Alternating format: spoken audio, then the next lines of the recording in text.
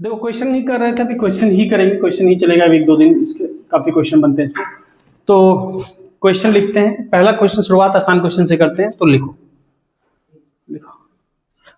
One board पे लिखा हुआ है quarter sector.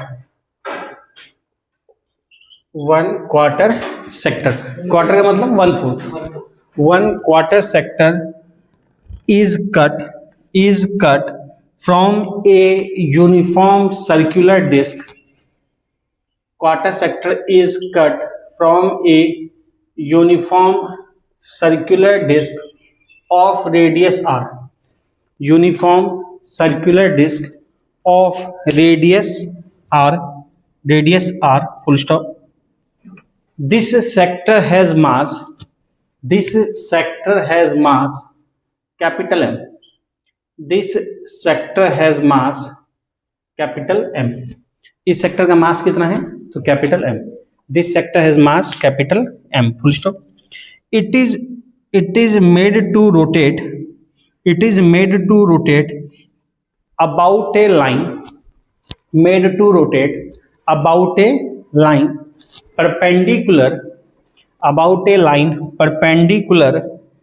Perpendicular to its plane, about a line perpendicular to its plane and passing through center of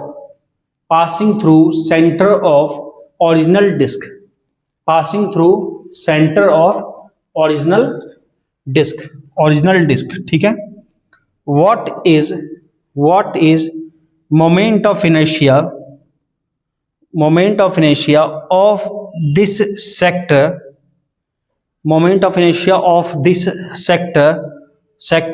about the axis of rotation? तो उस axis of rotation के about moment of inertia क्या है? तो ऑप्शन कुछ ऐसा है, 1/2 mr², 1/4 mr², 1/8 mr² और √2 mr²।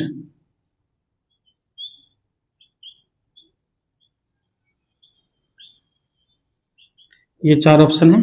क्वेश्चन समझे कि एक क्वार्टर सेक्टर है, मतलब डिस्क है, डिस्क का 1/4 पार्ट, डिस्क का ओरिजिनल डिस्क जहां था, ओरिजिनल डिस्क अपने सेंटर ऑफ मास के अबाउट घूम रहा था और रोटेशन एक्सिस ऑफ रोटेशन उसके क्या थी? प्लेन के परपेंडिकुलर। तो ओरिजिनल डिस्क घूम रहा था, उस डिस्क को कट कर लिया गया क्वार्टर सेक्टर, मतलब 1/4 डिस्क बचा। तो उस 1/4 का मोमेंट ऑफ इनर्शिया उसी के अबाउट बताना है, यानी उसी एक्सिस के अबाउट जो पहले एक्सिस थी बड़े वाले के लिए। तो क्वेश्चन समझे? हो जाएगा कि बता दें? अगर नॉर्मल सोचा जाए, हाँ, ज्यादा वैसे नहीं, तो 1/8 mr² हो सकता है, मगर जैसे डिस्क का होता है सर 8 mr², उसका 1/4। ये पूरा डिस्क था ओरिजिनल, इससे हटाया गया काट के और कितना रखा गया? 1/4 रखा गया। तो इसका 1/4 पार्ट रखा गया, मतलब बाकी को काट के हटा दोगे। तो बाकी को काट के हटा दोगे, मान लो इसका 1/4 जितना भी होता होगा, मान लो से इतना 1/4 है, ये 1/4 रखा गया, इतना 1/4 ये रखा गया। उसी हाँ, और इसका इस 1/4 डिस्क का टुकड़ा डिस्क ही हो गई। तो इतना 1/4 पार्ट का मोमेंट ऑफ इनर्शिया बताना है इसी एक्सिस के अबाउट। ये कहा गया है क्वेश्चन। अगर नहीं कट किया जाता तब मोमेंट ऑफ इनर्शिया कितना होता? हाफ mr² होता। एक बात क्वेश्चन पे जरा ध्यान दो, टोटल मास कैपिटल M मास किसका दिया गया? जरा पढ़ो क्वेश्चन, किसका मास है? ध्यान से पढ़ो, बिना पढ़े कहां से बोलता है?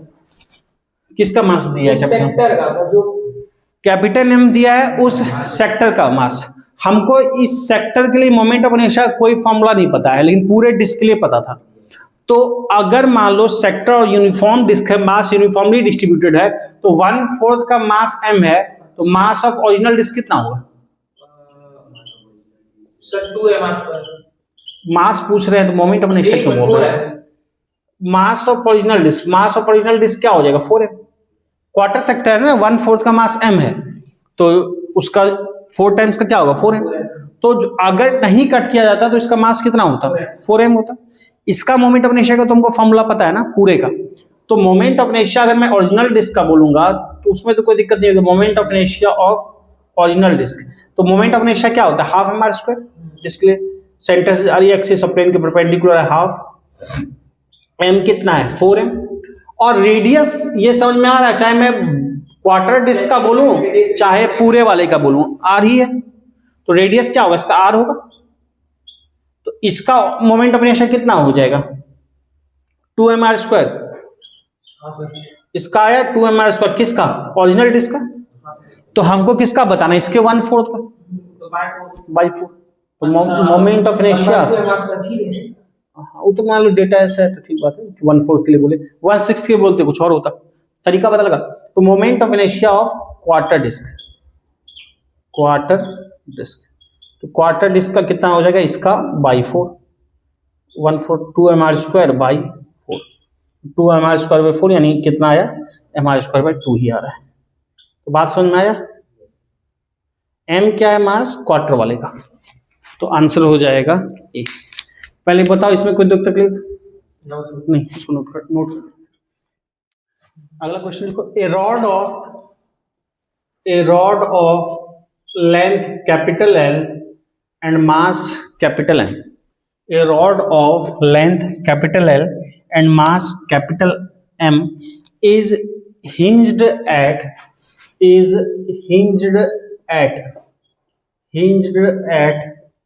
point O। हिंज का मतलब क्या होता है, हिंज का मतलब होता है लटक रहा है, हैंगिंग लटक रहा है, किसी सपोर्ट से लटक रहा है। ज्वाइंट करने के बहुत तरीके होते हैं, हिंज वेल्डिंग परमानेंट ज्वाइंट होता है। हिंज का मतलब होता है कि इस तरह से ऐसा है, ये ऐसा है, किसी ओ पॉइंट से झूल रहा है, ये लटक रहा है, यहां से लटक रहा है, ठीक। इज हिंज्ड एट क्या लिखे point O full stop. A small bullet of mass small m, a small bullet of mass small m, a small bullet of mass small m hits the rod with velocity v, hits the rod with velocity v as in figure, velocity v as in figure, ठीक। the bullet gets as in figure, ठीक। the bullet gets embedded मतलब उसके अंदर धस जाता है, चला जाता है। bullet gets embedded in the rod,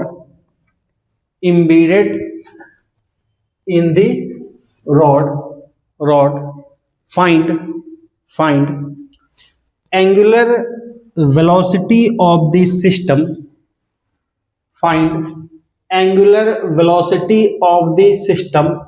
just after the impact, angular velocity of the system just after the impact,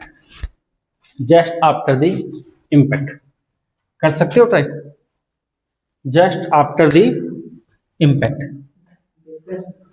देखो ये है मास कैपिटल M का, इसका पूरा मास है, जो बुलेट आ रहा है वो स्मॉल m का मास है, ये फिगर ऐसे दिया हुआ है, ये जो लेंथ है रॉड की ये है कैपिटल M, ठीक।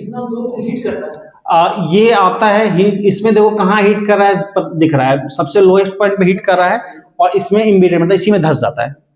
और जैसे धसेगा इसको क्या होगा, ये इसमें टकराया जैसे, उसके बाद क्या होगा दोनों साथ में मोशन करने लगेगा, तो इसके अंदर इम्बेडेड हो गया। तो सिस्टम का बताना है एंगुलर वेलोसिटी। सिस्टम का मतलब क्या हो गया कि बुलेट और रॉड दोनों एक सिस्टम हो गया, इसी का हिस्सा हो गया, तो ये दोनों कंबाइंडली कितने वेलोसिटी से मूव कर रहे हैं, just after the impact, just टकराया है। तो क्वेश्चन समझ गए। घुसने के बाद इम्बेडेड होने के बाद इसकी क्या वेलोसिटी होगी, सोचो। देखो इस क्वेश्चन को समझो, अच्छा क्वेश्चन है, ये सब प्रीवियस ईयर क्वेश्चन है, कुछ कई क्वेश्चन एनसीईआरटी के एक आध थे पीछे, फिर कई प्रीवियस ईयर क्वेश्चन है तुम्हारा, अच्छे क्वेश्चन है, जेई के हैं, आईटी के हैं। अब देखो क्या है कि ये इसमें क्या बोला गया, एम्बेडेड हो गया। यहाँ पे जो मामला किसके बीच चल रहा है, बुलेट और रॉड के बीच में। तो जिसकी स्टडी करते हैं वो क्या होता है, सिस्टम। उससे बाहर की दुनिया क्या होती है, सराउंडिंग। तो बुलेट हीट किया जाके रॉड में, बाहर से कुछ और फ्रिक्शन या किसी तरह के फोर्स के हम नहीं कंसीडर कर रहे, क्योंकि बुलेट का इंपैक्ट बहुत ज्यादा है, तो केवल हम इन दोनों के बीच लगने वाले फोर्स को ही कंसीडर कर रहे हैं। तो ऐसे में क्या होगा कि एक्सटर्नल फोर्स या एक्सटर्नल टॉर्क जीरो है, तो एंगुलर मोमेंटम क्या रहती है, कंजर्व। अब एंगुलर मोमेंटम का ही बोलोगे ख्याल क्यों आया, इसलिए ख्याल आया कि मुझे एंगुलर वेलोसिटी डील करनी है। तो एंगुलर डील करनी है तो मोमेंटम भी क्या ख्याल आना चाहिए, एंगुलर। अगर लीनियर का ख्याल आएगा, देखो दो चीजें थी, एक F equal to dp by dt था, यहाँ पे नेट फोर्स जीरो करके हम लीनियर मोमेंटम कंजर्व बोलते थे। और एक बताया था F के जगह पे टॉर्क T आ जाएगा और P के जगह पे L आ जाएगा। एंगुलर मोमेंटम यहाँ T इक्वल टू जीरो करके L कंजर्व करते थे। एंगुलर मोमेंटम दोनों कंजर्व होता है, लेकिन यहाँ पे हमको एंगुलर वेलोसिटी डील करनी है। तो यहाँ पे क्या होगा, बाहर से लगने वाला टॉर्क जीरो है। इन्हीं दोनों सिस्टम, बुलेट और ये दोनों मिलके क्या बना रहा है, सिस्टम बना रहा है। तो बुलेट और इसकी जिसकी स्टडी करते हैं वो सिस्टम होता है। तो बुलेट प्लस रॉड एक सिस्टम है। जो कुछ भी हो रहा है इन दोनों के बीच ही हो रहा है, एक दूसरे से टकरा रहा है, एंगुलर वेलोसिटी आ रही है, एक्सटर्नल कुछ नहीं है। तो एक्सटर्नल टॉर्क जीरो है, एंगुलर मोमेंटम क्या रहेगा, कंजर्व रहेगा। तो बुलेट और सिस्टम है, since T net external torque नहीं है, जीरो है, इसलिए एंगुलर मोमेंटम क्या रहेगा, कंजर्व रहेगा। कंजर्व रहेगा या कांस्टेंट रहेगा, जो बोलो। तो खैर सिंपल सा हमको ये तो समझाने के लिए आपको लिख दिया, ठीक है। सिंपल सा मतलब ये है कि angular momentum initial equal to angular momentum क्या होगा, फाइनल, ये होगा। देखो अब जस्ट इंपैक्ट, पहले सबसे पहले किसके पास मोशन था, बुलेट के पास। अच्छा बुलेट कितने से चल रही है, क्वेश्चन में दे रखा था v से। तो सबसे पहले बुलेट के पास मोमेंटम, ठीक, और उसी मोमेंटम को पाके तुम्हारा फिर बुलेट इसके अंदर चला जाएगा, दोनों किसी एंगुलर वेलोसिटी से चल पड़ेगा। तो एक बात बताओ कि मोमेंटम क्या होता है, मास, एंगुलर मोमेंटम क्या होता है, linear momentum into perpendicular distance, linear momentum into perpendicular distance. तो जब m मास का बुलेट v वेलोसिटी से आएगा, लीनियर मोमेंटम क्या होगा, mv। और शुरू में रॉड क्या है, रेस्ट में है। जैसे इससे टकराया, इससे टकराया जिस इंस्टेंट पे, इनिशियल एंगुलर मोमेंटम वहां देख रहे हैं, जैसे टकराया तो इसका एक्सिस ऑफ रोटेशन कहां है, o पे, और o से परपेंडिकुलर डिस्टेंस कितनी है, l।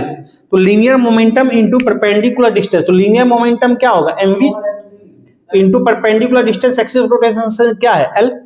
तो इनिशियल एंगुलर मोमेंटम mvl होगा। पहले बताओ इसमें कोई दिक्कत, equal to final angular momentum. Finally क्या होगा, ये इसमें एम्बेडेड हो गया, इसमें धस गया, बुलेट धस गया और फिर दोनों चल पड़ा किसी वेलोसिटी से, हमने बोला कितने से, तो ओमेगा से। अब अगर देखोगे फाइनल एंगुलर मोमेंटम के लिए ये दोनों एक हो जाएगा, यानी टोटल मास कितना हो गया, m प्लस m। बट एक बात ध्यान रखो, यहाँ पे जब भी स्मॉल वर्ड बोला जाएगा ना, या फिर ऐसे भी रॉड के कंपेयर में बुलेट बहुत स्मॉल है, और क्वेश्चन में भी कंफ्यूजन ना हो, इसलिए साफ साफ क्वेश्चन में लिखा था क्या, स्मॉल बुलेट। स्मॉल कहने का मतलब है इसके शेप को कंसीडर करने की जरूरत नहीं है, हम पॉइंट मास कंसीडर कर सकते हैं।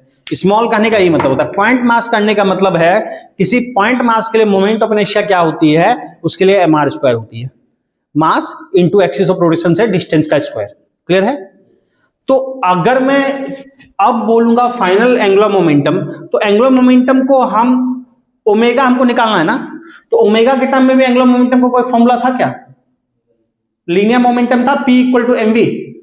एंगुलर P की जगह पे L, M की जगह पे I, और V की जगह पे क्या लिखते हैं, ओमेगा। तो मुझे जो कि ओमेगा निकालना है, तो फाइनल एंगुलर मोमेंटम हम लिख ले I ओमेगा। अब मेनली काम है हमारा I निकालना, मोमेंट ऑफ इनर्शिया। अब मोमेंट ऑफ इनर्शिया जरा बात समझो, यहाँ पे दो चीजें हैं, यहाँ पे दो चीजें हैं, एक तुम्हारा रॉड है और एक इसके अंदर बुलेट हो गया। तो बुलेट जैसे इंपीड हुआ, बुलेट को क्या ट्रीट करोगे, पॉइंट मास की तरह। तो आई टोटल मोमेंटम जो है, total moment of inertia, total moment of inertia लिखेंगे आई किसका, बुलेट का, प्लस आई रॉड का, ये मोमेंट ऑफ इनर्शिया होगा टोटल। और दोनों मिलके सेम एंगुलर वेलोसिटी से मूव करेगा, एक ही पार्ट हो गया, अंदर धस गया है, तो ओमेगा दोनों के लिए सेम होगा। तो हम लिखेंगे आई बुलेट इंटू ओमेगा प्लस आई रॉड इंटू ओमेगा, या ओमेगा को कॉमन लेंगे तो आई बुलेट प्लस आई रॉड इंटू ओमेगा, या टोटल आई इंटू ओमेगा ही लिखें। आई यहाँ पे टोटल आई है, बात समझ में आ रही है, क्योंकि दोनों एक ही हो जा रहा है। बुलेट को पॉइंट मास की तरह ट्रीट करेंगे, स्मॉल बोला भी गया, तो बुलेट एम मास का यहाँ पे है, एंड पे फिगर में दिख रहा है, और एक्सिस ऑफ रोटेशन किसके अबाउट ये घूमेगा, आप सिंपल ओके अबाउट ऐसे हिंज कर रहा है ना, ऐसे लटक रहा है, ऐसे लटक रहा है, बुलेट ऐसे आएगा, ये ऐसे घूम जाएगा ना, बुलेट ऐसे आएगा, ये इस यहां से लटक रहा है, बुलेट ऐसे आएगा, ये ऐसे घूम जाएगा ना, तो ओके अबाउट रोटेट करेगा ना, तो ओके अबाउट रोटेट करेगा, तो आई बुलेट क्या बोलेंगे, M small L into R square L square लिखेंगे, एम एल स्क्वायर। पर रॉड तो पॉइंट मास नहीं है, रॉड का मोमेंट ऑफ इनर्शिया क्या लिखेंगे sir, capital M square by 3।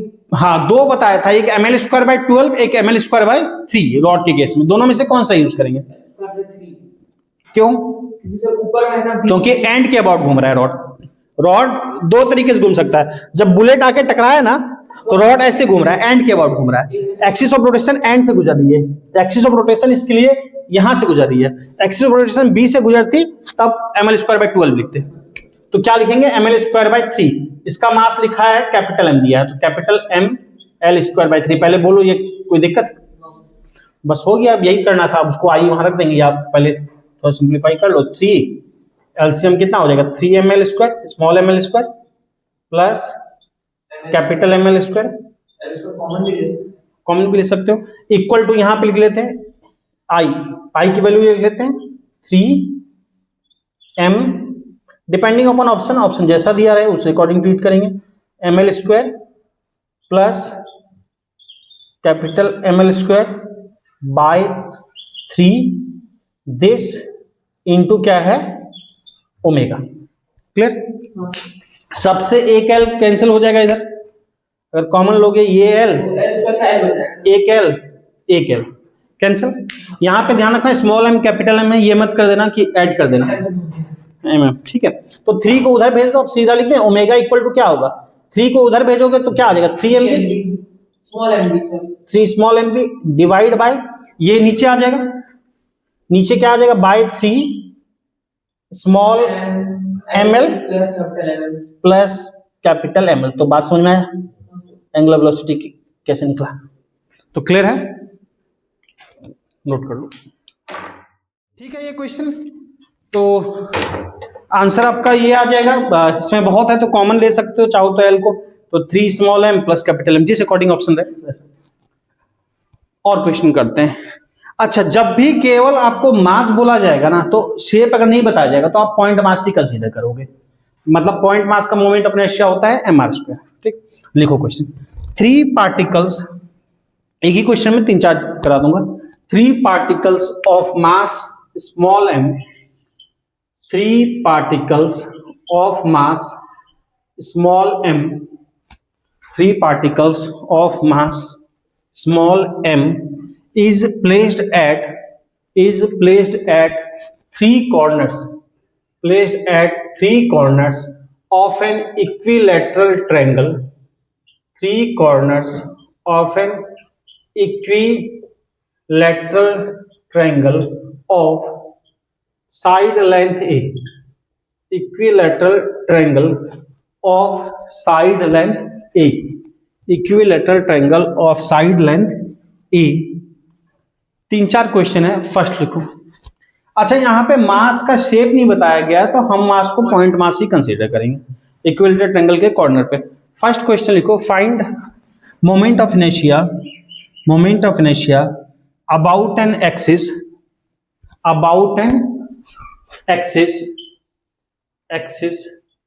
perpendicular to plane and passing through center of mass, मतलब इन तीनों का जो कंबाइंड सेंटर ऑफ मास होगा, passing through center of mass, ठीक, passing through center of mass। Second question लिखो axis, about axis, obvious है moment of inertia ही निकालना है, तो moment of inertia about axis perpendicular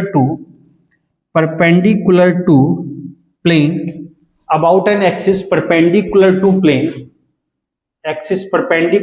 plane and passing through perpendicular to plane to plane and passing through any one corner, passing through any one corner, through any one corner, passing through any one corner, passing through any one corner, किसी corner से पास करते हैं, passing through any one corner. Second, third लिखो about an axis passing through any one side of triangle, axis passing through any one side of triangle. तो तीन तरह से moment of inertia बताना है, अलग अलग थ्योरम भी पता है, चीजें भी पता है. Any one side of triangle, question है टफ, नहीं करोगे तो कर सकते हो. देखो इक्विलैटरल ट्रायंगल, इसके कॉर्नर पे, तो कॉर्नर पे 3 मास है, कुछ नहीं कहा गया तो पॉइंट मास ही कंसीडर करेंगे. एम एम एम ये रखा है, ट्रायंगल इक्विलैटरल है, साइड लेंथ है ए, ये ठीक है. बाकी थोड़ा बहुत इक्विलैटरल ट्रायंगल की प्रॉपर्टी आनी चाहिए. 3 कंडीशन दिया है. पहला, एक्सिस कहां से गुजर रहा है, perpendicular to plane and passing through centre of mass. तीनों का सेंटर ऑफ मास कहां होगा, ट्रायंगल का सेंटर ऑफ मास कहां होता है, जहां पे सेंट्रो मीडियन बोलते हैं इसको, जहां पे सेंट्रॉइड कट करता है, इंटरसेक्ट करता है. सेंट्रॉइड क्या होता है, जब परपेंडिकुलर को बाइसेक्ट करता है, परपेंडिकुलर बाइसेक्टर, सामने वाले साइड को बाइसेक्ट. तो यहां कहीं होगा, तो एक्सिस यहां से गुजरी बीचों बीच. ठीक. सेकंड क्वेश्चन में एक्सिस प्लेन के परपेंडिकुलर किसी एक कॉर्नर से, जिससे भी इच्छा, इससे गुजार दो परपेंडिकुलर, या एक्सिस इससे गुजार दो, या इससे, किसी भी एक से. ठीक. और थर्ड क्वेश्चन में क्या बोला गया, एक्सिस किसी एक साइड से पास कर रही है, मतलब एक्सिस ऐसे इससे पास कर रही है, या फिर इससे या इससे, किसी एक से. बात देखिए, तो 3 क्वेश्चन है, सोच सकते हो. देखिए, चलो तो इसके लिए थोड़ा तो ज्योमेट्री भी आना चाहिए. अब देखो, axis perpendicular to plane and passing through centre of mass. Centre of mass कहां होगा, जहां से परपेंडिकुलर बाइसेक्टर गुजरेगा, इसको बाइसेक्ट करेंगे, इसको बाइसेक्ट करेंगे, और तीसरा भी, तीनों का जहां पे 2 बाइसेक्ट करेगा, तीसरा भी वहीं से जाएगा, तो ये कहीं सेंट्रॉइड होगा.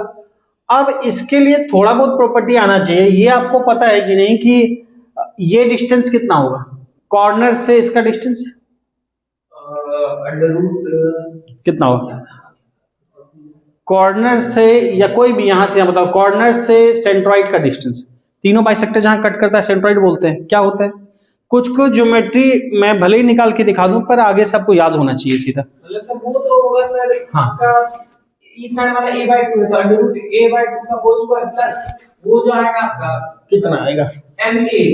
हाँ, ma का आधा जो है उसका स्क्वायर. तो पता करो, बेसिक ज्योमेट्री पता होना चाहिए. क्या करो, तुरंत निकालो, और आगे से फिर याद होना चाहिए, एग्जाम में उतना बैठ के नहीं निकालेंगे. ये तुम्हारा है ना इक्विलैटरल ट्रायंगल,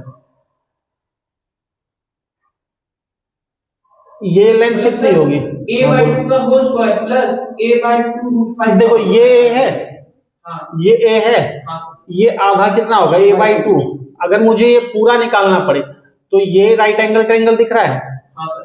ये पूरी लेंथ क्या होगी, a/2 under root a square minus a/2 का होल स्क्वायर. पहले बोलो को दिख रहा है पूरा लेंथ, क्या पूरा लेंथ ये होगा इतना, तो ये कितना होगा जरा बताओ तो, under a square minus a square by 4, तो कितना हो जाएगा 4a, यानी 3a square, 3a square by 4 का रूट, मतलब अंडर रूट 3a/2, a/2. तो ये सब प्रॉपर्टी याद रखना. यहाँ पे तो मुझे उतने दूर की जरूरत है, लेकिन ये पूरी लेंथ कितनी होती है, मान लो इसको बोला a, इसको p, इसको b, इसको c, तो पूरा जो लेंथ होता है परपेंडिकुलर बाइसेक्टर का, वो लेंथ कितना होता है, अंडर रूट 3a/2. ठीक. एक तो ज्योमेट्री ये याद रखना, आगे काम पड़ेगा. यहां पे हमको जरूरत पूरे की नहीं है, हमको पूरा इतने की जरूरत है. अब ये 2 तरीके से हो सकता है, एक तो रेशियो प्रोपोर्शन से कि 1:2 के रेशियो में डिवाइड करता है वहां से, या फिर नहीं उतना पढ़ना तो फिर तुम कैसे बता सकते हो, ट्रायंगल में एंगल से. ये पूरा एंगल क्या होता है, इक्विलैटरल सब 60, ये भी पूरा 60 होगा, तो ये आधा कितना होगा 30, ये आधा 30, ये आधा 30, ये पता है a/2, तो हम ये नहीं पता कर सकते बता देंगे ज्योमेट्री से। ज्योमेट्री से। कैसे बताओगे, ये कितना बताओगे, ओपी बताओ। Sir tan 30 degree is equal to OP 2 OP by a। हाँ ठीक है, जैसे बोलो वैसे tan 30 डिग्री इक्वल टू क्या लिखे, 2 ओपी। ओपी। 2 ओपी क्यों कर रहे हो? क्योंकि सर a अच्छा अच्छा ऊपर चलो, एपी बाई बीपी बोलेंगे हाँ सर। तो या OP by BP, sorry OP by BP, और बीपी को क्या लिख सकते हैं, ए बाई टू। बिल्कुल, तो यहां से ओपी चाहिए तो ए बाई टू को उधर भेज दो, हाँ sir. A by two tan 30 की वैल्यू क्या होती है 1/√3, तो ये ए बाई टू √3 आएगा। बात समझ में आ रही है? तो ये सब ज्योमेट्री अच्छे से पता होना चाहिए। तो तुम्हारा जो लेंथ है एपी कितना आ गया, सॉरी ओपी कितना आया, ए बाई टू √3। हमको क्या चाहिए, बीओ या फिर एओ बीओ सब एक ही बात है, कोई सा भी बोल सकते हो। ओपी पता है, हाँ सर। एपी निकाल चुके हो ये, हाँ सर। तो हमको एओ बताना है। एओ क्या बोलेंगे, एपी में से ओपी एपी माइनस ओपी, इस पूरे में से इसको सबट्रैक्ट कर देंगे। हाँ। ये बहुत बेसिक चीजें बता रहा हूँ, आगे से याद रखना है sir. AP minus OP, AP कितना है √3a/2, हाँ सर। √3a/2 माइनस a/2 √3, ये है 2 √3। ठीक,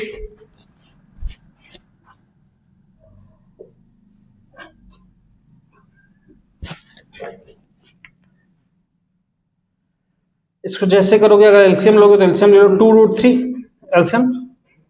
इसमें क्या कमी है, √3 इंटू 3 √3 क्या हो जाएगा 3a, ये माइनस है। और ये क्या हो जाएगा a।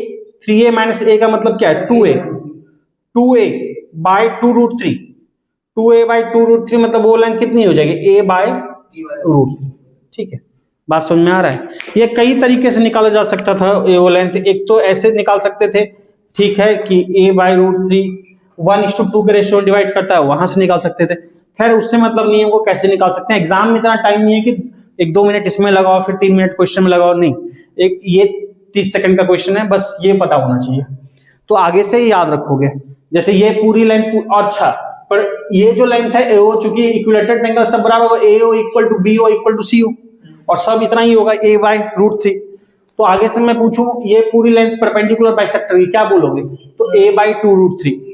ये वाली लेंथ कितनी होगी a बाय √3, ये पूरी लेंथ कितनी होगी, हाँ √3a/2, ये पूरी लेंथ कितनी होगी √3a/2। एपी मैं पूछूं सीधा बोलोगे √3a/2। पूछूंगा एओ, एओ क्या होगा a/√3। तो एक बात समझो कि तीनों पॉइंट मास है ना, और सेंट्रॉइड से तीनों का डिस्टेंस a/√3 होगा।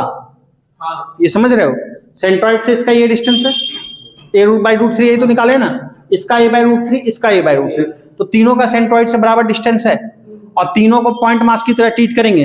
सेंटर ऑफ मास कहां से गुजर रहा है, सेंट्रॉइड से, तो मोमेंट ऑफ इनर्शिया क्या लिखेंगे, किसी एक का मास mr², पॉइंट मास है, डिस्टेंस, डिस्टेंस क्या है a/√3 का होल स्क्वायर। पहले बोलो क्लियर है, यही है सेंट्रॉइड से डिस्टेंस, और तीनों के लिए एक ही डिस्टेंस है, सेम है, बराबर है, तो 3 के लिए सेम है तो क्या कर देंगे इंटू 3। हाँ, तो ये हो जाएगा ma² का स्क्वायर 3, और 3 से 3 चला जाएगा तो क्या हो जाएगा ma²।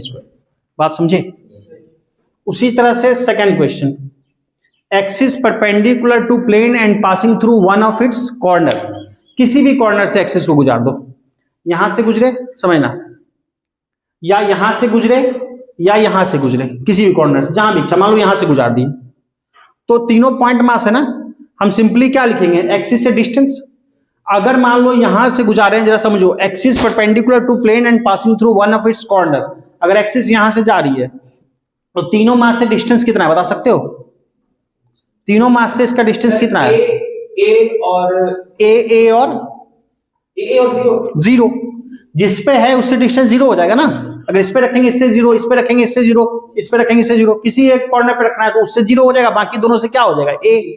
तो टोटल मोमेंट ऑफ इनर्शिया क्या बोलेंगे, जीरो, एक से डिस्टेंस तो जीरो होगा तो ma² जीरो ही हो जाएगा, दूसरे से क्या होगा ma², और तीसरे से उससे भी ma², तो कितना आ जाएगा 2ma²। बात समझे? Third question, axis passing through any one side of the triangle, अगर किसी भी एक साइड से एक्सिस जाए, चाहे इस साइड से गुजार दो, चाहे इस साइड से गुजार दो, चाहे इस साइड से गुजार दो, बोला है किसी भी एक साइड, जिससे भी, मान लो एक्सिस को मैं ऐसे गुजार दिया इस साइड से, तो इस साइड से गुजार दिए, तो जरा मुझे डिस्टेंस बताओ, परपेंडिकुलर डिस्टेंस दोनों से कितना होगा? 2 से 0 हो जाएगा, जिससे गुजर रहा है उसके दोनों कॉर्नर 0 हो जाएगा। अगर ये साइड गुजर रहा है इस कॉर्नर, इससे यहां से गुजर रहा है इस साइड से, तो इससे डिस्टेंस 0, इस मास से 0, 2 के लिए 0, और इसके लिए परपेंडिकुलर डिस्टेंस जो निकाले हो एपी। तो यानी टोटल क्या हो जाएगा? आई अगर साइड से गुजर रहा है तो एक उसी पे लाई करेगा 0, दूसरा भी उसी पे लाई करेगा 0, तीसरा के लिए m इंटू डिस्टेंस परपेंडिकुलर, ये निकाल चुके हैं, या ये याद होना चाहिए आगे से, a/√3a/2, √3mr², अब इसके लिए क्या है, एक तो जो कॉन्सेप्ट है समझे ही, साथ में ये सब याद होना चाहिए, एक डिस्टेंस कितनी होती है ज्योमेट्री, 3/4ma², 3ma²/4, बात समझ में आ रही है? तो ये तीनों का आंसर हो गया, ठीक है, नोट डाउन कर लो। देखो एक क्वेश्चन और देखते हैं। एक स्क्वायर है, ठीक है ना, मैं लैंग्वेज नहीं लिखा रहा, एक स्क्वायर है, या लिखना है तो लिख लो, 4 सॉलिड स्फीयर, अच्छा यह शेप बता रखेगा सॉलिड और 4 solid sphere are 4 solid sphere each of radius small b, 4 solid sphere each of radius small b are placed small b are placed at 4 corners of a square, 4 corners of a square of side length capital A, square of side length capital A, और symmetrically placed चारों, मतलब चारों का जो centre है sphere का ना, वो कॉर्नर को टच कर रहा है, चारों का जो सेंटर है, चारों स्फीयर का सेंटर, वो चारों के कॉर्नर को टच कर रहा है, मतलब एक जैसा 4 कॉर्नर पे 4 स्फीयर रख दिया, ठीक। हर एक स्फीयर का रेडियस b है, इसकी साइड लेंथ क्या है, जो जिस स्क्वायर पे रखा a है, तो लिखो find moment of inertia of system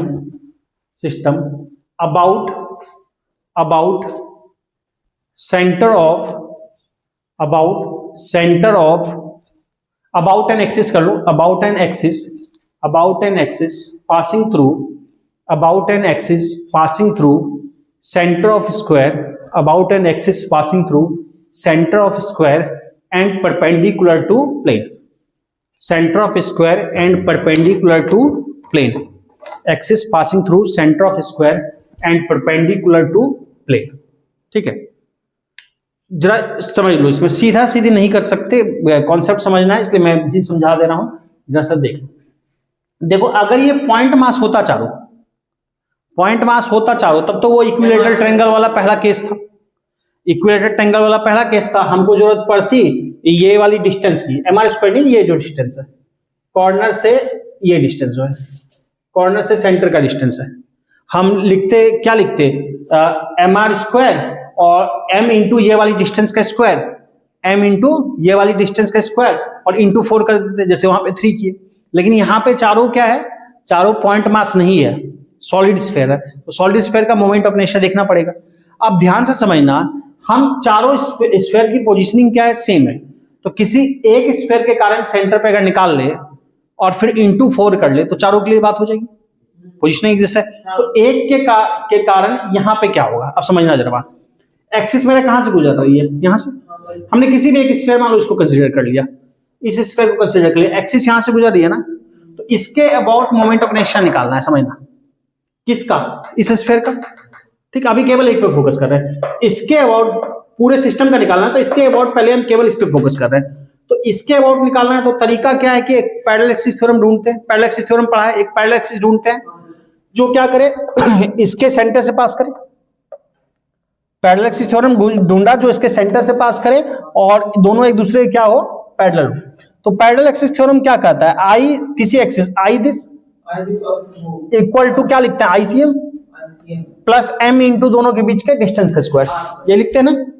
अच्छा, स्फेयर में ये बोलते हैं तुम्हारा क्या है शेप, स्क्वायर। स्क्वायर में ये डिस्टेंस कितनी होगी, कॉर्नर से सेंटर की डिस्टेंस, कॉर्नर से सेंटर सर जल्दी, a√2/2। हाँ a√2/2, ये पूरी लेंथ क्या होती है, a√2 होती है ना, a और a, तो पाइथागोरस थ्योरम से ये a√2 पूरा उसका आधा, a√2/2 मतलब a/√2, a√2/2 करोगे डिवाइड तो a/√2, तो ये डिस्टेंस क्या है a/√2, चारों के लिए बराबर होगी। अब मैं किसी भी एक स्फीयर के लिए निकाल रहा हूं, तो किसी भी एक स्फीयर के लिए क्या लिखेंगे, किसी भी एक स्फीयर के लिए, चलो आई जो टोटल लिख रहा है अभी किसी एक स्फीयर के लिए लिख रहे हैं, तो किसी एक स्फीयर के लिए लिखते क्या है, parallel axis theorem, ICM plus M into दोनों एक्सिस के बीच के डिस्टेंस का स्क्वायर। तो यहाँ पे आईसीएम क्या होगा, कैसा शेप है, स्फीयर सॉलिड, और सॉलिड का मोमेंट ऑफ इनर्शिया क्या फॉर्मूला बताया, 2/5 mr², और इसका रेडियस कितना है b, तो 2/5 mv² प्लस m इंटू दोनों एक्सिस जिसका निकालना है, दोनों के बीच का डिस्टेंस, दोनों के बीच का डिस्टेंस क्या है a/√2 इंटू a/√2 का होल स्क्वायर। पहले बताओ ये क्लियर है, किसी एक के कारण ये होगा, इसके कारण सॉलिड स्फीयर है तो इसके पैरेलल एक्सिस थ्योरम लगाया तो इस ICM plus m into distance का स्क्वायर, ये एक के कारण हो गया। ऐसे कितना है, 4, तो क्या करेंगे, ये चारों के लिए सेम बात होगी, इंटू, ये आंसर होगा, बात समझे। अब जैसा ऑप्शन के अकॉर्डिंग सिंप्लीफाई करना है कर देंगे, नहीं तो नहीं करेंगे।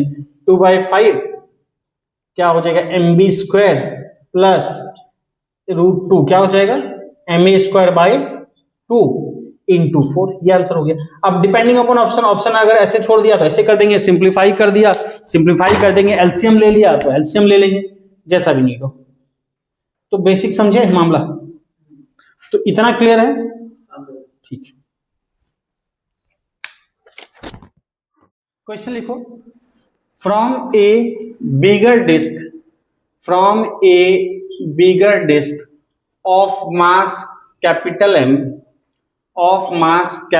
M and radius capital R, from a bigger disk of mass capital M and radius capital R, a small disk of radius R/4 is cut. A small disk of radius R/4 is cut as shown in figure. Sir ये सवाल करवा दिए थे क्या? देखो बालक, इसमें कराए थे कि सेंटर ऑफ मास में कराए थे, क्या लिखे, as in figure, find moment of inertia of remaining disk, find moment of inertia of remaining disk, find moment of inertia of remaining disk, find moment of inertia of the remaining disk। ठीक है, तो ये question पहले से अलग है, बिल्कुल पहले अलग क्वेश्चन कराए थे, क्या कराए थे क्वेश्चन, तो उसमें ऐसे एक सेक्टर काटा गया, जैसे पूरा एक सेक्टर काटा गया और इसमें एक डिस्क काट के हटा लिया गया तो खोखला हो गया, तो एक बड़े डिस्क से ये डिस्क काट के हटा लिया गया, बड़े डिस्क से ये डिस्क काट के हटा लिया गया, और ये जो डिस्क काट के हटाया इसका रेडियस क्या है, तो इसका रेडियस है R/4, जो काट के हटाया गया उस डिस्क का रेडियस कितना है, उसका R/4। किस जगह से काटा गया, तो फिगर में दिख रहा है, किस जगह से काटा गया है, तो इसका सेंटर को टच कर रहा है, जो डिस्क काटा गया वो बड़े वाले के सेंटर को टच करते हुए काटा गया है। ठीक है, तुमको क्या बताना है मोमेंट ऑफ इनर्शिया और रिमेनिंग डिस्क। कैसे बताओगे, तो ठीक है, जैसे पता करोगे। अच्छा ध्यान रखना, डिस्क पूरा का पूरा हटाया गया R/4 रेडियस का, मतलब पॉइंट मास नहीं है, तुमको देखना पड़ेगा कुछ चीजें। अच्छा, रिमेनिंग का निकालने के लिए क्या करेंगे, पहले पूरा बड़े वाले का निकाल लेंगे और उसमें से जो काट के हटाया गया उसका मोमेंट ऑफ इनर्शिया निकाल लेंगे और दोनों को सब्ट्रैक्ट कर देंगे तो रिमेनिंग का निकल जाएगा। जब ओरिजिनल क्या था और जो काट के हटाया गया उसका मोमेंट ऑफ इनर्शिया क्या है, सब्ट्रैक्ट करेंगे। लेकिन ध्यान रखो सबको का मोमेंट ऑफ इनर्शिया एक ही पॉइंट के अबाउट निकालना पड़ेगा। किसके अबाउट? तो बड़े वाले के सेंटर के अबाउट, ठीक है ना। तो find moment of inertia remaining disc about O कर सकते हो, लिख सकते हो अबाउट ओ, ठीक है ना। तो इसके अबाउट निकालना है। बात समझे? ट्राई कर सकते हो, ट्राई करो 2 मिनट। देखो इसमें क्या है, क्वेश्चन सिंपल है। क्या बोला मैंने? बिगर डिस्क में से जो काट के हटाया गया डिस्क है उसका मोमेंट ऑफ इनर्शिया सब्ट्रैक्ट कर दो तो क्या मिल जाएगा रिमेनिंग पार्ट का। अच्छा, जो काट के हटाया गया इस डिस्क का सेंटर को कुछ ओ डैश मान लो बोल दिया, ठीक। लेकिन सबका मोमेंट ऑफ इनर्शिया एक ही पॉइंट के अबाउट निकालना होगा जिसके अबाउट क्वेश्चन में कहा गया है। तो हम बड़े डिस्क का सेंटर के अबाउट बोला गया ओ के अबाउट, तो सबका मोमेंट ऑफ इनर्शिया इसी के अबाउट निकालना पड़ेगा। तो क्या लिखोगे? Moment of inertia I moment of inertia of किसका? तो ओरिजिनल डिस्क या बिगर डिस्क, ओरिजिनल डिस्क या बिगर डिस्क। तो क्या लिखोगे? आई बिगर, कुछ भी लिख लो, मान लो बिगर ही लिख लिया। तो इसका ये पूरा डिस्क जब था, काट के नहीं हटाया गया, कितना था moment of inertia? Half M R square. तो हाफ टोटल मास एम है, आर स्क्वायर कोई दिक्कत नहीं है, हाफ एम आर स्क्वायर, ठीक। जो काट के हटाएगा उसका निकालते हैं, moment of inertia of smaller disc, जो काट के हटाया गया स्मॉलर डिस्क, दोनों का एक ही के अबाउट निकालना है। तो ध्यान एक बात का रखो कि जो स्मॉलर है उसका इसके अबाउट नहीं निकालना है, उसका उसके सेंटर के अबाउट नहीं निकालना, दोनों का एक ही पॉइंट के अबाउट निकालना है, एक्सिस ऑफ रोटेशन, तभी आपका रिमेनिंग पार्ट का निकलेगा। तो दोनों का ओ के अबाउट निकालना है, ओ डैश के अबाउट नहीं निकालना है, इसका भी ओ के अबाउट। अगर ओ देखोगे तो ओ इसके लिए किसका काम करेगा? टेंजेंट का काम करेगा। ओ से जाने वाली एक्सिस जो डिस्क काट के हटाया गया उसके लिए टेंजेंट का काम करेगी। तो उसके लिए याद करो, डिस्क में हमने 4 केस, रिंग में 4 केस कराया था, या तो डायरेक्ट केस यूज करो या थ्योरम लगा के देख लो। मुझे इसके अबाउट मोमेंट ऑफ इनर्शिया निकालना है। आई दिस इक्वल टू क्या लिखते हैं? आई टेंजेंट के अलोंग इसके पैरेलल एक्सिस, आई इसके अबाउट सेंटर ऑफ मास के अबाउट, प्लस एम इंटू दोनों के बीच का डिस्टेंस का स्क्वायर, यही लिखते हैं ना। तो एक बात समझो, अच्छा जो काट के हटाया गया है डिस्क, इसका मास कुछ मान लो, लेट इसका मास कुछ है थोड़ी देर के लिए, मान लो ये मास है m, ठीक। अगर इसका मास m है तो इसका मोमेंट ऑफ इनर्शिया कितना होगा? Half m into R square, इसका यही होगा। इसका अपना moment of inertia O dash के अबाउट ये होगा हाफ एम आर स्क्वायर, समझना। जो भी आर बाई 4 है तो आर बाई 4 का स्क्वायर। इसका किसके अबाउट? इसका इसके अबाउट, ओ डैश के अबाउट। लेकिन मुझे किसके अबाउट निकालना है? ओ के लिए क्या लिखोगे? Parallel axis theorem, I this equal to I this plus M into दोनों के बीच का डिस्टेंस का स्क्वायर, मतलब क्या है? रेडियस। अभी मैं आर वार वैल्यू नहीं रखता हूं चीजों को सिंपल करने के लिए, इसलिए मैंने इसका भी मास कैपिटल एम के टर्म नहीं लिखा है, अभी स्मॉल एम ही मान के कर रहा हूं। थोड़ा सिंप्लीफाई करते हैं ताकि ज्यादा कॉम्प्लिकेट ना दिखे, बाद में इसको जो जरूरत होगा रख लेंगे। अच्छा, इसका रेडियस भी जो है हमने अभी थोड़ी देर के लिए स्मॉल आर बोल दिया, स्मॉल आर बाई 4 जो है उसको स्मॉल आर बोल दिया, ठीक है। तो क्या लिखेंगे बताओ? आई दिस, तो आई दिस इक्वल टू क्या लिखेंगे? इसके पैरेलल एक्सिस ढूंढेंगे जो सेंटर ऑफ मास से गुजरे इसके, तो टेंजेंट के अबाउट इसके पैरेलल एक्सिस ये है आईसीएम क्या लिखेंगे? Half M R square. तो हाफ एम अभी स्मॉल एम माने हैं, रेडियस भी अभी स्मॉल आर माने हैं, half M R square plus क्या लिखते हैं? एम इसका टोटल मास इंटू दोनों के बीच का डिस्टेंस क्या रेडियस है? एम आर स्क्वायर, अभी स्मॉल आर ही लिखे चल रहे हैं, ठीक है, ताकि कम कॉम्प्लिकेट दिखे। तो ये कितना हो जाएगा? 3/2 एम आर स्क्वायर होगा।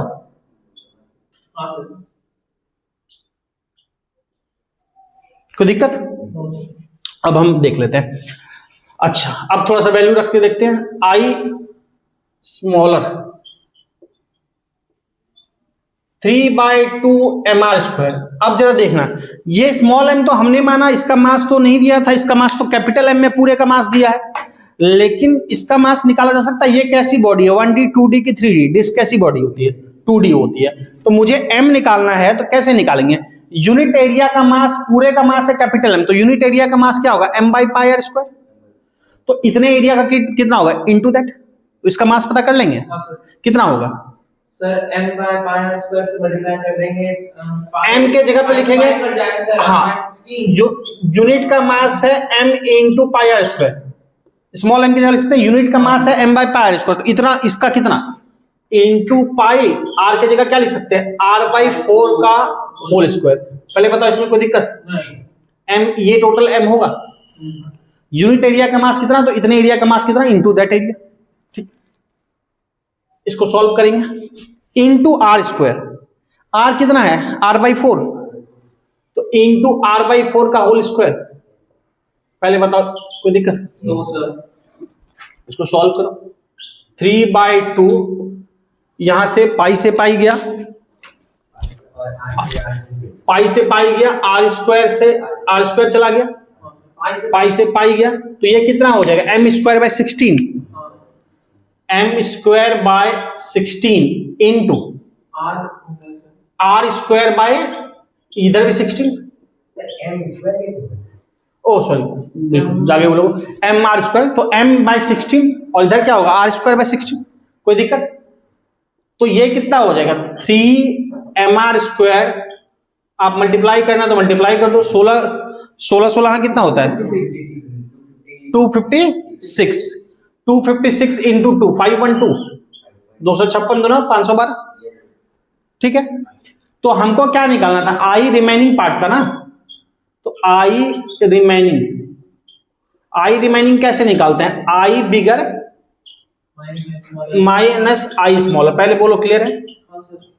अब आई बिगर कितना है 3/2 mr, सॉरी 1/2 mr स्क्वायर, बड़े वाले का है 1/2 mr स्क्वायर, माइनस आई स्मॉलर, स्मॉलर कितना है 3 mr स्क्वायर बाय 512, सॉल्व करोगे एलसीएम लोगे, एलसीएम कितना आएगा 512 ही आएगा, एलसीएम 512 ही आएगा, 256, तो 512 से कितना होगा 256, ये कितना होगा 256 mr स्क्वायर, और ये क्या होगा 3 mr स्क्वायर, तो 256 माइनस 3 कितना हो जाएगा 253, तो समझ में आया बात, तो आंसर क्या होगा 253 mr स्क्वायर बाय 512, तो ठीक है, जितना भी आया कॉन्सेप्ट समझ में आया, क्या है पूरे बड़े वाले का लिखे और बड़े में जो काट के हटाया गया उसको सबट्रैक्ट कर लिए, काट के हटाएगा में केयरफुल रहना है कि उसका भी उसी एक्सिस के अबाउट लिखना है, यानी ओ के अबाउट भी, तो इसमें हम डायरेक्ट हाफ mr स्क्वायर नहीं लिख सकते, इसका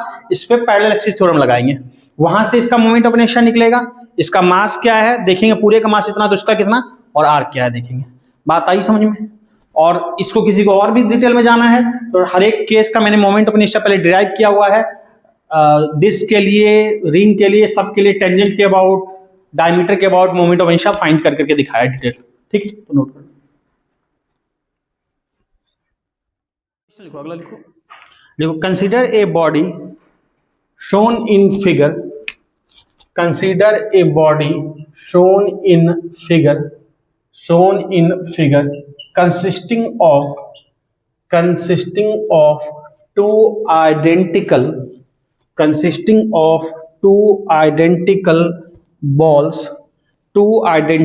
balls each of mass m, two identical balls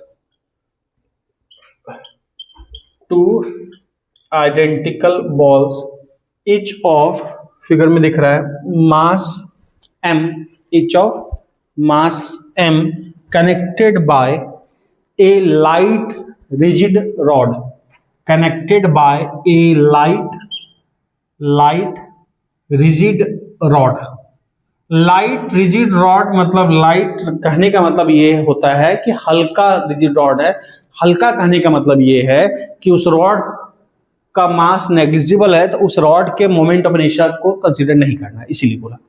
light rigid rod करने का मतलब इन दोनों को जो कनेक्ट ये रॉड कर रही है ये बहुत लाइट है, तो इसका मास कंसिडरेबल नहीं है, यानी मोमेंट ऑफ इनर्शिया इसके लिए ध्यान नहीं देना, हमको दोनों मास का ही ट्रीट करना है, बस मास को कनेक्ट करने के लिए यूज हुआ है, तो इसलिए सेंटेंस में दिया है, ठीक है, rigid rod, full stop. If an impulse को जे से भी लिखते हैं, आई से भी लिखते हैं, तो इफ एन इम्पल्स जैसा फिगर में दिख रहा है, J equal to M V, capital M V से लिखा है, जो वैल्यू होगी इतने की इक्वल होगी, J equal to capital M V is applied to the body at one of its end, is applied to the body at one of its end, जैसा कि फिगर में दिख रहा है, one of its ends, ठीक है. And what would be its angular velocity? What would be its angular velocity? What would be its angular velocity? पूछा question है, आईटी का ये है.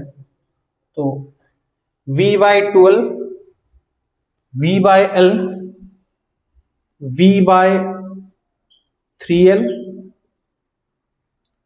ऐसे ऑप्शन दे रखा था, v/l v/12 v/3l और लिख लो v/4l. ठीक है, हाँ v/ बोर्ड पे दिख रहा है 4l. तो क्वेश्चन समझ में आ गया. दो मास है, उसको राइट रॉड कनेक्ट किया हुआ है, दोनों मास दिख रहा है कैपिटल M, दोनों के बीच का सेपरेशन यानी रॉड की लेंथ L है. इंपल्स लग रहा है एक पॉइंट पे J = mv.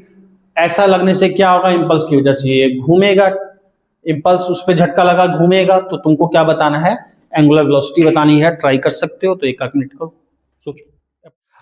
देखो बालक, इसको समझो कॉन्सेप्ट से. क्या लग रहा है यहाँ पे तुम्हारा लीनियर मोमेंटम कितना लग रहा है, J = mv लिखा है ना. इंपल्स एन इंपल्स का मतलब क्या होता है, झटका. याद करो लीनियर इंपल्स क्या बोले थे, लीनियर में impulse large force acting for a short time. Linear impulse जो रोटेशन के बिना देखे थे, F × del t ऐसा कुछ लिखे थे. और इसको याद करो, एक थ्योरम बताया था impulse linear momentum. Newton second law से ये भी देखे थे, F = del p/del t. और यहां से इससे हमने बोला था del p, इसको उधर मल्टीप्लाई किए थे तो F × del t ऐसा कुछ बोला था ना. और दोनों का क्या किया था, RHS को इक्वल कर दिया था. तो हमने क्या बोला था, impulse = change in linear momentum. ये इंपल्स और लीनियर मोमेंटम थ्योरम था. तो इंपल्स और linear momentum theorem I = del p ऐसा कुछ हमने पढ़ा था. अब ये बात करना है मुझे लीनियर मोमेंटम नहीं, मैं बात करूंगा एंगुलर मोमेंटम की. क्यों? क्योंकि जब झटका लगेगा, ये इतना इंपल्स लगा, इतना का झटका लगा, इसके बाद ये क्या होगा, घूमेगा, रोटेट करा देगा. तो यहाँ एंगुलर की बात करेंगे. अगर मैं एंगुलर करूंगा तो यहाँ पे लीनियर इंपल्स = लीनियर मोमेंटम. तो angular impulse = angular momentum, change in angular momentum. Angular बनाने के लिए क्या करते हैं, परपेंडिकुलर डिस्टेंस से मल्टीप्लाई करते हैं. तो हम यहाँ पे जब लिखेंगे लीनियर मोमेंटम के जगह पे यहाँ पे लिखते हैं एंगुलर इंपल्स. जिस तरह से लीनियर इंपल्स लिखते हैं उसी तरह से हम बोल सकते हैं angular impulse = change in angular momentum. क्यों एंगुलर मोमेंटम की बात की, क्यों एंगुलर की बात की, क्योंकि ये रोटेट करेगा, ये लीनियर मोशन नहीं है. चेंज इन एंगुलर मोमेंटम किसके अबाउट, तो अबाउट एक्सिस ऑफ रोटेशन. किसका एक्सिस ऑफ रोटेशन, पूरे सिस्टम का. यहाँ पे दो मास दिख रहा है, अबाउट एक्सिस ऑफ रोटेशन. अब एक बात बताओ मुझे, ठीक है ये तो जो होगा देखा जाएगा. इंपल्स एंगुलर बोल रहा है, लीनियर इंपल्स इनटू परपेंडिकुलर क्या होगा, डिस्टेंस. इंपल्स इनटू डिस्टेंस, सारे डिस्टेंस कहां से मेजर होंगे, एक्सिस ऑफ रोटेशन से. एक्सिस ऑफ रोटेशन कहां होगा, दो मास है, सेंटर ऑफ मास पे होगा दोनों के. अगर एक मास m है यहाँ, एक मास m यहाँ, जब ये घूमेगा, झटका लगेगा तो ये अपने सेंटर के अबाउट घूमेगा. और इन दोनों का सेंटर कहां होगा, दोनों के सेंटर ऑफ मास पे. तो इसका जो एक्सिस ऑफ रोटेशन होगा वो यहाँ पे होगा, दोनों मास से कितनी दूरी पे, तो L/2 दूरी पे. बात समझ में आ रही है. तो दोनों का सेंटर ऑफ मास यहां होगा. चूंकि दोनों फ्री बॉडी है, अगर फिक्स होता इस एंड पे ना, समझना, अगर ये इस एंड पे फिक्स होता तब ये जो घूमता इस एंड के अबाउट घूमता.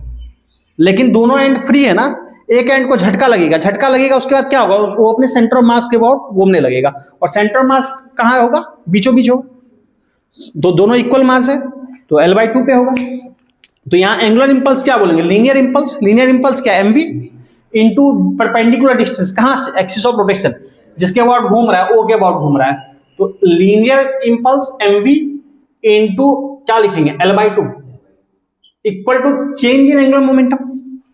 अब एंगुलर मोमेंटम शुरू में जब नहीं घूम रहा था तब क्या था, 0.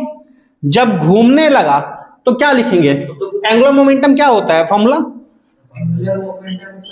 Linear P = mv. तो क्या लिखते हैं, I ω, L से लिखते हैं तो P = mv.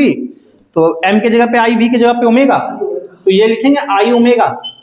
i का मतलब i किसका, पूरे सिस्टम का, किसके अबाउट, सेंटर ऑफ मास के अबाउट, तो IC इंटू ओमेगा, हमको बताना यही ओमेगा एंगुलर वेलोसिटी है।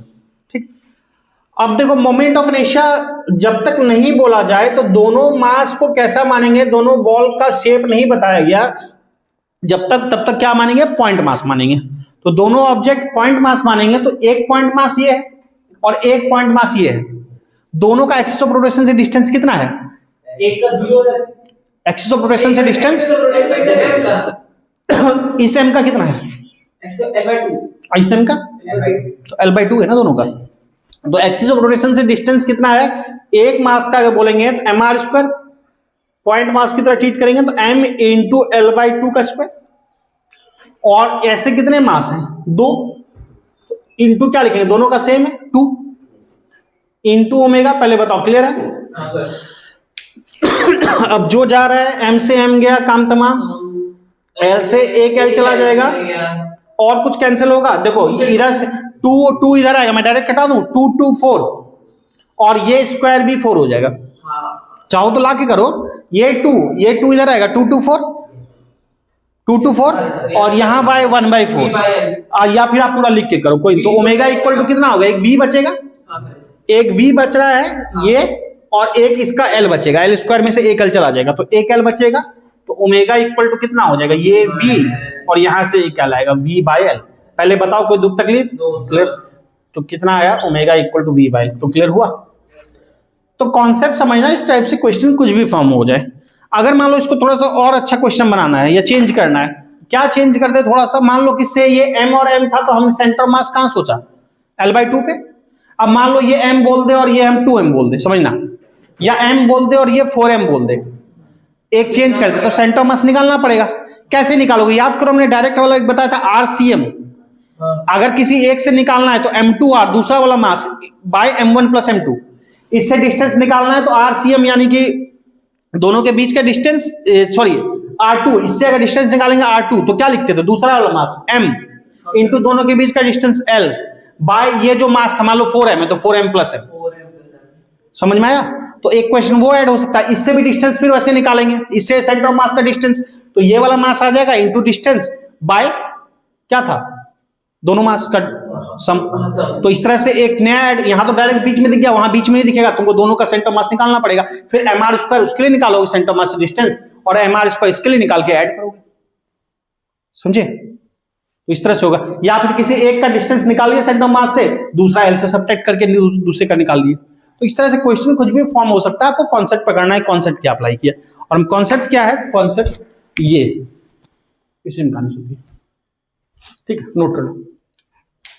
लास्ट क्वेश्चन कर लेते हैं आज के लिए, फिर कल करेंगे। कल इस चैप्टर को खत्म करना है, कुछ क्वेश्चन और कल कराऊंगा, फिर उसके बाद आप लोग सीट से या बुक से जहां से भी क्वेश्चन कर लेना, कल भर कराऊंगा। फिर उसके बाद नेक्स्ट क्लास ग्रेविटेशन स्टार्ट कर देंगे।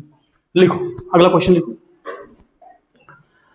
इफ अर्थ, क्या होता है अर्थ के साथ, इफ अर्थ सडनली श्रिंक, चाहे किसी वजह से, if earth suddenly shrink, if earth suddenly shrink, अगर अर्थ सिकुड़ जाए किसी वजह से, ठंड लग गया earth, if earth suddenly shrink, full stop, its radius becomes half, suddenly shrink its radius becomes half. मान लो श्रिंक कर गया और रेडियस हो गया आधा, रेडियस बिकम्स हाफ, ठीक है, radius becomes half. Then duration of the day will be, then duration of the day will be, duration of the day will be, duration of the day will be. तो दिन कितने का होगा, दिन करने का मतलब होगा, दिन मत समझना, दिन का मतलब पूरा 24 घंटा। अब एक दिन 24 घंटे का होता है ना, अगर अर्थ का रेडियस आधा हो जाए तो एक दिन कितने देर का होगा, इसको मैं ही बता दे रहा हूं, तो ध्यान से समझ लेना। अर्थ को यहाँ पे थोड़ा सा एजम्पशन लेके चलेंगे, अर्थ को हम स्फेयर मान के चलेंगे, ठीक है ना, क्लोज टू स्फेयर होता है, जियोइड से बोलते हैं ना रियल में, तो ठीक है, तो अर्थ का रेडियस आधा हो गया। अब अर्थ का रेडियस आधा हो गया, इसमें किसी एक्सटर्नल फोर्स का रोल नहीं बोला गया, हम मानेंगे भी नहीं। अगर एक्सटर्नल फोर्स का रोल नहीं है, अर्थ अपने इंटरनल फोर्सेस के कारण श्रिंक हुआ है, जिस वजह से हुआ है, एक्सटर्नल अगर नहीं है तो उसमें क्या बोलते हैं, लीनियर मोमेंटम कंजर्व रखते हैं। और अगर लीनियर मोमेंटम कंजर्व है तो initial linear momentum equal to क्या बोलेंगे, फाइनल लीनियर मोमेंटम। और लीनियर मोमेंटम क्या बोलते हैं, आई ओमेगा। यानी शुरू में मान लो I1 था omega 1 equal to I2 omega 2। ठीक, I1 मोमेंट ऑफ इनर्शिया, अर्थ कैसा शेप है, स्फीयर शेप कंसीडर कर रहे हैं, और स्फीयर का मोमेंट ऑफ इनर्शिया क्या होता है, नहीं 2/5 2/5 mr²। ये होगा इनटू ओमेगा 1। अच्छा, ओमेगा को भी मैं लिख लेता हूं, चूंकि मुझे टाइम बताना है, तो टाइम बताना कितने देर का हो जाएगा, तो ओमेगा इक्वल टू पता है ना, टी इक्वल टू बताया पहले ही बताया 2π/ओमेगा। ये पता है ना time period, time to complete one oscillation पहले ही बताया, ओमेगा इक्वल टू 2πf सबसे बताया। तो टी इक्वल टू क्या लिखते हैं, 2π/ओमेगा। तो ओमेगा इक्वल टू यहां से क्या बोलेंगे, 2π/t, तो लिखेंगे 2π/t1, ये इक्वल टू I2। तो बाद में ठीक है, रेडियस आधा हो गया, रहेगा तो स्फीयर ही ना, स्फीयर का मोमेंट ऑफ इनर्शिया क्या, 2/5 mr²। अगर डिके नहीं हुआ है तो मास कितना रहेगा, उतना ही रहेगा, मास तो वही रहेगा, सिकुड़ गया है, डेंसिटी बढ़ गया, और डेंसिटी और बढ़ गया, पर टोटल मास तो उतना ही रहेगा। तो m और r के जगह पे क्या बोलोगे, रेडियस आधा हो गया मतलब r/2 का होल स्क्वायर, r/2 का होल स्क्वायर मतलब डायरेक्ट लिखे r²/4 इंटू ओमेगा 2, तो 2π/, अब टाइम पीरियड कुछ हुआ t2 मान लो, अब टाइम पीरियड कुछ हुआ मान लो t2। सॉल्व करो इसको, m से m गया, 2/5 से 2/5 काम तमाम, r² से r² कैंसल, और कुछ जाएगा 2π से 2π उड़ा दो, तो क्या बच गया, m से m ये सब उड़ गया। तो t2 बाद का time period, t2 equal to क्या हो जाएगा, ये उधर जाएगा t2, t1 उधर चला जाएगा, तो t2 इक्वल टू बोलेंगे t1/4। जब अर्थ का रेडियस r था, जनरल केस में टाइम पीरियड कितने का होता है, एक दिन कितने देर का होता है, 24 घंटे का, यानी t1 कितना है 24 आवर, डिवाइड बाय 4, 24/4 क्या हो जाएगा 6 आवर, तो दिन 6 घंटे का हो जाएगा। 6 घंटे में ही सारा दिन रात निपट के खत्म, बात समझे। तो यानी ये तो बड़ा लेवल पे अंतर हुआ है, उतना बड़ा r/2 तो होने पे सब कुछ चेंज हो जाएगा, बहुत खत्म हो जाएगा, डिस्टेंस ही नहीं होगा। लेकिन छोटे लेवल पे चेंज, जो ग्लेशियर वगैरह पिघला, फलाना हुआ, हाइट कम हुआ, रेडियस क्या हुआ, ओवरऑल एवरेज रेडियस घटेगा, पहाड़ का उठना या माउंट एवरेस्ट का उठना या किसी का गिरना, बड़े लेवल पे जब थोड़ा सा चेंज आएगा तो कुछ ना कुछ इन्फ्लुएंस कराएगा, और कुछ ना कुछ इन्फ्लुएंस कराएगा तो टाइम पीरियड में कुछ ना कुछ इन्फ्लुएंस होगा। इसलिए तुम लोग कभी कभी बोल देते होगे टाइम घट रहा है, सुन रहे हैं, या बढ़ रहा है, वो माइन्यूट सा चेंज होगा, बहुत बड़े लेवल पे नहीं, लेकिन होगा। ठीक है।